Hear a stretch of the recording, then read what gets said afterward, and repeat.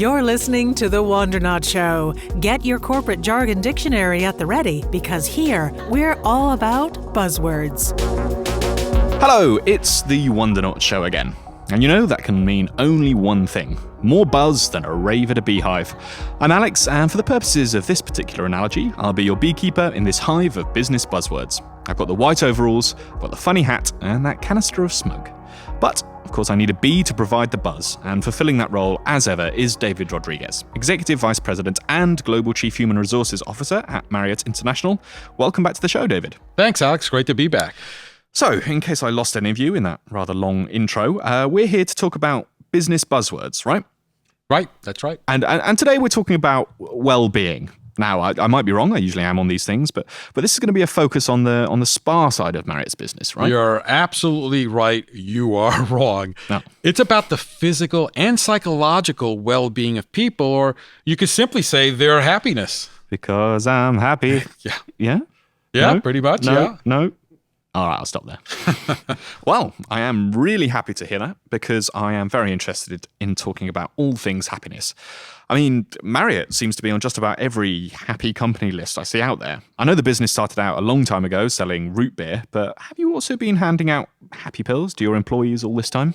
No pills, Alex, but how about we keep the tradition on the show and start with a story? It's called The Secret to a Happy Life. Oh, yeah, great. I love that story. Well, great. Help me out with the punchline then.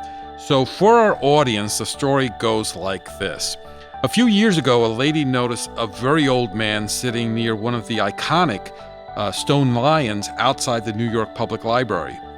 What caught her eye was that he looked like he could have been at the opening of the building over a century ago, but had that magical smile you only find from a 5-year-old being handed an ice cream cone.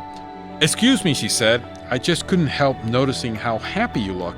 Tell me, what is the secret to your happy life?" Yeah, that's right. And then he says, well, I eat fatty foods, I never exercise, I also smoke 3 packs of cigarettes a day and drink about a case of whiskey a week. I never bother to keep up with friends and family or let it bother me that I'm broke and that my old boss was less than honest and that I don't trust our government leaders. Exactly, and the woman says, "Wow, and how old are you?" Yeah, and he's like, I'm 28. Yeah, so you really do love that story, don't you? Yeah, it is a pretty good story. Well, it's not just a story, it actually offers a real insight into happiness. What's really interesting is that old man mentions all the different things that determine happiness, or said differently, well-being. Yeah, I mean, I can certainly associate with the being broke bit. But when you're broke, there is kind of an assumption that more money equals more happiness.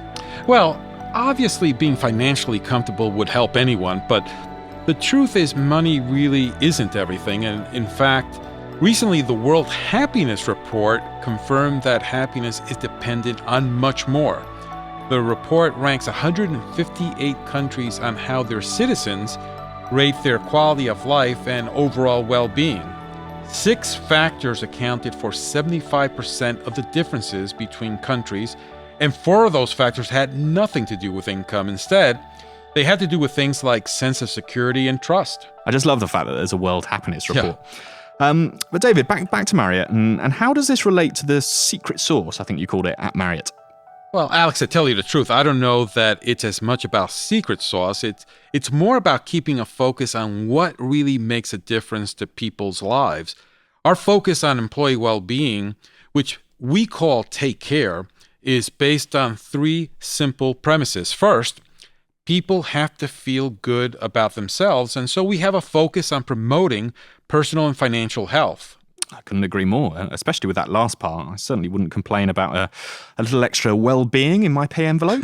But, well, actually, never mind, the producer's glaring at me in the booth over there. Yeah, they are looking. But, you know, Alex, you are right in that it's not just about feeling physically fit and being disease-free. It's also about feeling that financially you can live well and be able to weather the rough patches in life. Yeah, I mean, you never know when you're going to land in one of life's potholes. I seem to be a magnet for them myself, and it's pretty stressful. Well, no one is completely immune. And in fact, a CEO from a financial services company recently told me about research that says a majority of people are at high risk that an unforeseen problem or emergency could completely overwhelm them financially. Now, correct me if I'm wrong, David, but feeling like you're always just a step away from falling over the precipice into financial ruin can't be a good way to promote well-being and happiness. I mean, it's got to wreak havoc with the mind and body. I'm sure, and that's why we provide access to counseling when people face issues like finding daycare for their kids or caring for an elderly parent. We also provide financial management courses and counseling so that our associates can plan and manage their finances better, including planning for a secure retirement one day. But a big part of this is also supporting their career development because that is the most powerful path to financial security. Right, and that's really interesting. The connection to learning and career development isn't necessarily the first thing you think of, but actually it does make a lot of sense. I suppose it's about helping people really take control of their destiny. That's exactly right. And when people feel in control of their circumstances, they feel less stress. They feel more energized to explore opportunities and to continue strengthening their health, financial or otherwise. So you're saying that helping people brush up their skills and learn new things makes them better prepared to adjust as job demands change or even finding new jobs in those times when the economy gets tough? Yes, and it all gets back to our first premise about promoting well-being. People have to feel good about themselves, and that means not just feeling good about today, but in essence, leading life in a sustainable way where you're constantly making yourself healthier and prepared to deal with whatever comes your way, good or bad. Got it, but that's just one of three premises, right? I mean, I want to be really happy. So what's the second component? Well, the second is about ensuring people feel good about their environment. At Marriott, it's really important to us that everyone feels valued and respected, that they have fair access to opportunity, and that we all share in the opportunity to maintain a warm environment that's welcoming of everyone. Right, because it's tough to be happy if you don't get along with your colleagues or you work in a dump. Yeah. So you're saying that the organisation is responsible for creating a nice sandbox for us all to play together in. Yeah, nicely put. And this is where our global focus on diversity and inclusion, or gen blending, comes into play. It's all about how every associate contributes to what we call a gen blend environment where everyone is responsible for creating a welcoming place that values both the common and the unique gifts that we each bring to the workplace. And so, as we've discussed on prior podcasts, when energy is not wasted wondering how I can fit in, it can instead be used to nurture relationships, contribute ideas, and to delight customers. Yeah, I mean, I remember that, of course, from our It's a Gen Blend World podcast, and it's fascinating to see how it all fits together. I mean, you've certainly thought this through. I'm impressed. And by the way, another important component is how we empower our associates to identify and work on the issues of the moment that are most important to them. It's how they maintain a great environment, and here's that word again, sustainable. Right, I mean, I get it. So I feel good about me, I feel good about working with you, and I feel good about the studio we're in. So we're done, right? I'm happy. Well-being surrounds me, and there can't be anything left to feel good about. Well, there is. The final premise is that people have to feel good about the organization.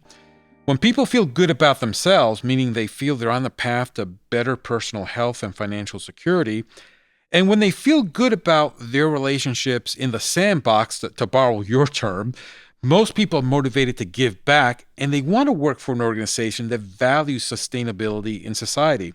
So how the company values and supports efforts in social responsibility and community service is very important to them, and in many ways, their participation in giving back is the ultimate sign of well-being.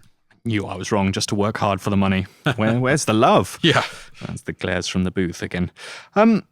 As always, this was wonderful, and it now makes perfect sense why Marriott has such a good reputation. You know, if only we had the legal rights to actually use the Pharrell song "Happy" rather than me just butcher it by singing it myself. But anyway, any final thoughts? You sing the song pretty well, but just a bit of a shout out to three colleagues at Marriott, Inez Gonzalez, Sarah Burrell, and Andrea Guerrera. They urged me to talk about what great leaders do differently than others. And frankly, it's hard to think of something more important for a leader than ensuring the well-being of the team. When you take care of employees, they take care of customers. And strategy, execution, the financials, in other words, the business takes care of itself, there is nothing more sustainable than that. Well, that's David Rodriguez for you, taking care of business every day. You know, David, we didn't call it out, but we did manage to hit yet another buzzword and make it feel shiny and new again. So I feel more happy, more filled with well-being, and more sustainable already. Thank you, David, for being the bright light on this subject, and to you, Wandernaut Club members. Thank you very much for listening. I'm Alex Wandernaut, and I'll see you next time for more business buzzwordery.